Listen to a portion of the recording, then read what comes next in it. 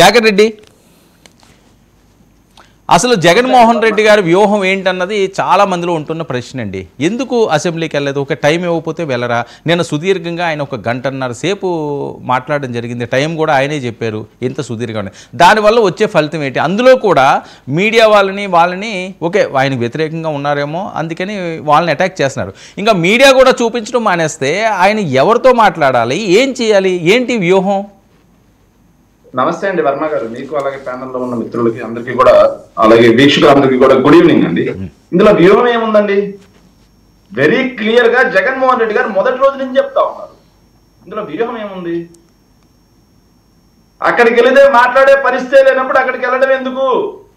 ఆత్మస్తుతి పరనింద తప్పితే అదేదో ఇక్కడే చేస్తే పోదు కదా అని చెప్పేసి అదేదో మేము ఇక్కడ ప్రెస్ మీట్స్ పెట్టేసి మాట్లాడుతున్నామని చెబుతున్నారు. చూపించే మీడియాలు చూపిస్తాయి, చూపించే మీడియాలు చూపించవు. అంత మాత్రాన మాకు పోయేది ఏముందండి? చూపించే మీడియాలు చూపిస్తే చూపించే. శేఖర్, నేను ఒక మాట డైరెక్ట్గా అడుగుతాను. అసలు సభలో మీకు టైం ఇవ్వనని కానీ అసలు మిమ్మల్ని ఎలా చేయనని కానీ ఎవరన్నా అన్నారా? ఎందుకు ఆ ఊహలేంటి? వెళ్ళి ఒక రోజు ఉండి టైం ఇవ్వలేదనుకోండి, నిజంగా ఇదిగో నాకు టైం ఇవ్వలేదని వచ్చేస్తే అదొక రకంగా ఉంటుంది కదా, అది ఒక మంచి మెసేజ్ వెళ్తుంది కదా, ఆ ఛాన్స్ని ఎందుకు పాడు చేసుకున్నారు? సార్ 1 minute అండి. ఏదైతే జగన్మోహన్ రెడ్డి గారిని 2014 నుంచి 19 వరకు బండ బూతులు తిట్టిన వ్యక్తిని స్పీకర్ స్థానంలో కూర్చోబెట్టారు, మంచి ఇండికేషన్. ఇంకోటి, 1000 కోట్ల బ్యాంకులకి డిఫాల్టర్ గా ఉన్న వ్యక్తిని, నిద్ర లేచింది మొదలు జగన్మోహన్ రెడ్డి గారిని, జగన్మోహన్ రెడ్డి గారి కులాన్ని, మా కులాన్ని, రెడ్డి కులాన్ని నీచంగా మాట్లాడిన వ్యక్తిని తీసుకొచ్చి డిప్యూటీ స్పీకర్ స్థానంలో కూర్చోబెట్టారు. ప్రతిపక్ష స్థాయి ఎందుకు అడుగుతున్నాం? మేము ప్రతిపక్ష హోదాలో గన్మెన్ల కోసం అడుగుతున్నామా? ప్రతిపక్ష హోదాలో మాకేదో పల్లకి ఎక్కిస్తారని అడుగుతున్నామా? లేదు కదండి. ప్రజా గొంతు కావడానికి అడిగాం. ఉండేది మొత్తం అసెంబ్లీలో ప్రాతినిధ్యం వహించేది 4 పార్టీలు. వాటిల్లో 3 పార్టీలు ప్రజాపక్షంగా ఉన్నాయి, ప్రభుత్వంగా ఉన్నాయి 3 పార్టీలు. వాళ్ళ ముగ్గురు కూడా అలయన్స్ లో ప్రభుత్వాన్ని స్థాపించారు. మిగిలి ఉండేది ఒకే ఒక party, largest party YSR Congress party. 40% vote బ్యాంకుతో బలంగా ఉన్న పార్టీ. సీట్లు పక్కన పెట్టండి, 40% ఓటు బ్యాంకు. సో ప్రజా గొంతుకోవడానికి, ప్రజా సమస్యల పట్ల పోరాటం చేయడానికి సమయం ఇవ్వనటువంటి పరిస్థితి అక్కడ కనిపిస్తున్నప్పుడు అంటే కనిపిస్తున్నదని ఎలా అనుకుంటారండి? అది లాజిక్ కాదు కదా. ఎంతకు మించి ఇండికేషన్స్ ఏంటి సార్? అరే మీరు వెళ్ళిన తర్వాత ప్రజలు చూడరండి, అది కాదండి, ప్రజలు చూడరా? ఒకవేళ నిజంగా మీకు అవమానం జరిగింది, మీకు ఇబ్బంది పెట్టింది అంటే అదొక ఛాన్స్ ఇవ్వాలి కదా వాళ్ళకి. సార్ ఇబ్బంది పెట్టేది కదా సార్, వాళ్ళు ఎవరు ఇప్పుడు మండలంలో కాదండి, ఇప్పుడు మండలంలో జరగట్లేదా? మీరు అడిగిన ప్రశ్నలకు సమాధానం చెప్పట్లేదా మండలంలోని? సార్ ఒకటి చెప్తున్నాం సార్, మేమేదో వాళ్ళేదో మమ్మల్ని అవమానిస్తారని, లేకపోతే వాళ్ళేదో మమ్మల్ని కొడతారని, లేకపోతే వాళ్ళేదో మమ్మల్ని తిడతారనా? మమ్మల్ని అవమానించడం, మమ్మల్ని తిట్టడం మాకు కొత్త? 2014 నుంచి 19 మధ్యలో అసెంబ్లీలో పాతేస్తా నా కొడకాని మాట్లాడింది ఎవరండి? జగన్మోహన్ రెడ్డి గారి చదువు గురించి, జగన్మోహన్ రెడ్డి గారి వ్యక్తిత్వం గురించి మాట్లాడింది ఎవరండి? నీచంగా చిత్రీకరించింది ఎవరు? టీడీపీ ఎమ్మెల్యేలు కాదా? బోండా ఉమా గారు మాట్లాడలేదా? అచ్చెన్నాయుడు గారు మాట్లాడలేదా? అది గౌరవ సభ అంట, గౌరవ సభ అంట సార్, అది గౌరవ సభ కాదు.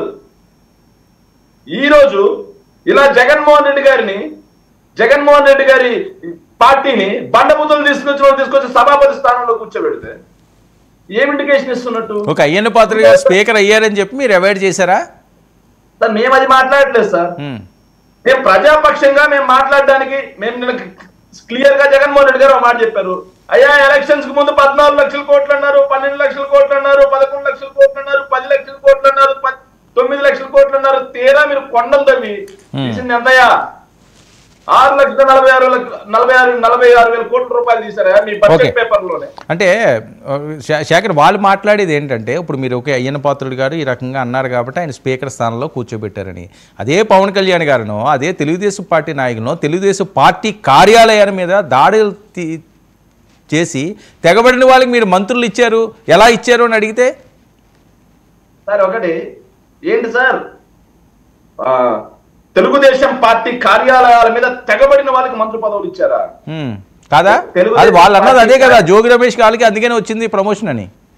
సార్ ఒకటి చెప్తాను సార్, 2014 నుంచి 19 మధ్యలో ఏదైతే తాడిపత్రి ఎమ్మెల్యేగా ఉన్నటువంటి ఎవరండి చెప్పాలా మేము, చెప్పండి. జేసీ ప్రభాకర్ రెడ్డి గారిని నాడు కూర్చోబెట్టించి ఏదైతే జగన్మోహన్ రెడ్డి గారి తల్లిని బండ బూతులు తిట్టించింది ఎవరండి? కనీసం అతను హెచ్చరించారా? ఆ రోజు మాత్రం సమ్మగా వినిపించాయి. అదేంటి, నేను మంత్రి ప్రమోషన్ కోసం అడుగుతుంటే మీరు ఇంకో టాపిక్ చెప్తున్నారు. చెప్తున్నాను సార్, ఆ రోజు మాత్రం సమ్మగా వినిపించాయి. భువనేశ్వరి గారిని ఎవరు తిట్టారండి? భువనేశ్వరి గారిని తిట్టింది ఎవరు? ఈ విషయం ప్రజలందరికీ కూడా తెలియాలి. మీ పార్టీలో పొమ్మన్ లేక వల్లభనేని వంశీ అతని మీద లోకేష్ అండ్ కో పొగబెడుతున్నారు, అతని వ్యక్తిత్వాన్ని హననం చేస్తున్నారు, అతని కుటుంబాన్ని దూషిస్తున్నారు అని చెప్పేసి అతను ప్రెస్ మీట్కి వచ్చి, మా పార్టీలోకి రాలేదప్పటికి, అతను మీడియా ముందుకు వచ్చి అతను మాట్లాడిన మాటలు అసెంబ్లీలో ఏం మాట్లాడారండి? అసెంబ్లీలో ఆ రోజు అంబటి రాంబాబు గారు ఏమైనా మాట్లాడారా? తీండి రికార్డులు బయటికి. ఈరోజు మీరే ఉన్నారు, రికార్డులు బయటికి తీండి. మాట్లాడిన మాట ఏంటి? ఏదైతే ఆయన వచ్చేసి గంట అరగంట అని చెప్పేసి అతన్ని హేళన చేస్తా ఉంటే అన్నిటి గురించి మాట్లాడదాం. వీళ్ళ ప్రభుత్వం అధికారంలో ఉన్నప్పుడు మాధవరెడ్డి గారు చనిపోయిన దాని గురించి కూడా మాట్లాడదాం అన్నారు. ఓకే, అదేమైనా పూత?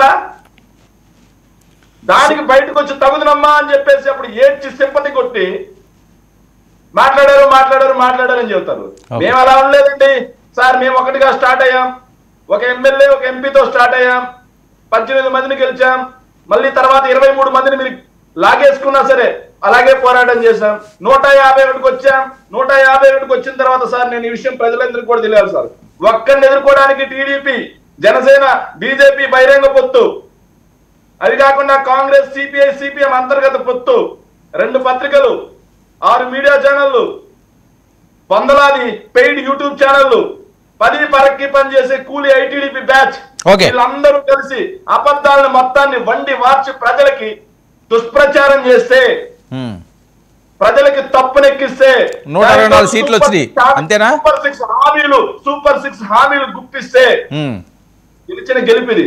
ప్రజలు కాదండి, అంటే ప్రజలు ఏది గమనించకుండా ఇలా చెప్పారు కాబట్టి 124 సీట్లు ఇచ్చారు వాళ్ళకి, అంతేనా సార్? ఒకటి, ప్రజలు మిమ్మల్ని ఏం చూశారు? మీరు ఇచ్చిన సూపర్ 6 హామీని నెరవేరుస్తారంటేనే కాదా మీకు ఓటేసింది? ఆంధ్ర రాష్ట్రం 10 లక్షల కోట్లు 12 లక్షల కోట్లు అప్పు అయిపోతుంది, శ్రీలంక అవుతుంది అంటేనే కాదా మీకు ఓటేసింది? మరి శ్రీలంక అయిపోతుందని చెప్పి మాట్లాడిన మీరు బడ్జెట్ పేపర్లో ఎట్టా పెట్టారయ్యా? సూపర్ 6 హామీలు నెరవేరుస్తా ఉన్నారు, మీరు బడ్జెట్ లో కేటాయింపులు ఎక్కడయ్యా? ఇవి మేము అడుగుతా ఉంటే ఈ రోజు సోషల్ మీడియా కుర్రాళ్ళ మీద కూడా కేసులు. ఓకే, అది వద్దాలండి, సోషల్ మీడియా అంశం కూడా. సో మీ వ్యూహం కరెక్టే, వెళ్ళకపోవడం, అంతేనా సార్? ఒకటి నేను చెప్తున్నాను సార్, ఏదో ఈ రోజు అసెంబ్లీలో నేను చాలా విన్నాను సార్, ఏదైతే లోకేష్ ఇస్తారు అన్ని బయట్లు కూడా నేను ప్లే చేస్తాను. ఒకే ఒక మాట కన్క్లూడ్ చేస్తాను. ఈ రోజు అసెంబ్లీలో చాలా విన్నానండి, లోకేష్ గారు, పవన్ కళ్యాణ్ గారు, అలాగే చంద్రబాబు నాయుడు. వినిపిస్తానండి, నేను బయట వినిపిస్తాను, అప్పుడు స్పందించరు కానీ శేఖర్, నేను బయట వినిపిస్తాను కదా. ఒకటి వాళ్ళంతా మాట్లాడారండి.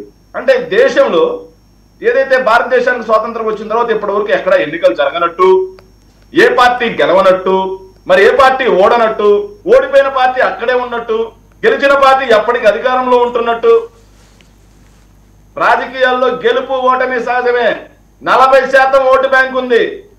మీరు చేసే మోసాలన్నింటినీ ప్రజలు గమనిస్తా ఉన్నారు. సమయం వచ్చినప్పుడు ప్రజలే మీకు గట్టిగా బుద్ధి చెప్తారు సార్. Okay right. ఆనంద్ గారు, ఓకే 1 మినిట్ ఆన్సర్గా జాయిన్ అవుతారు. చంద్రబాబు నాయుడు గారు